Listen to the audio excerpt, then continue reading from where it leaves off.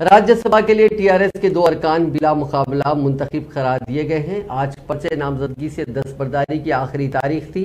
Assembly के secretary Narasimha चारियुलू और returning officer Upendra Reddy ने पर्चे नामजदगी से दस्तबरदारी का वक्त खत्म होने के बाद टीआरएस के दोनों उम्मीदवारों दामोदर राव और पार्थसारथी रेड्डी के बिला मुकाबला मुंतखब होने का ऐलान कर दिया और इन दोनों उम्मीदवारों को कामयाबी का तौसीफनामा भी हवाले कर दिया।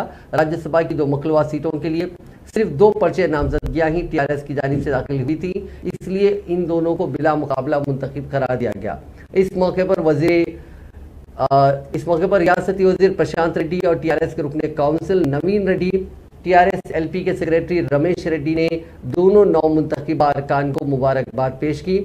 बाद 9 मुंतखबा राज्यसभा के उम्मीदवारों ने मीडिया से बात करते हुए कहा कि वो चीफ मिनिस्टर चंद्रशेखर राव के मशकूर हैं, जिन्होंने उन्हें राज्यसभा के लिए उम्मीदवार बनाया था।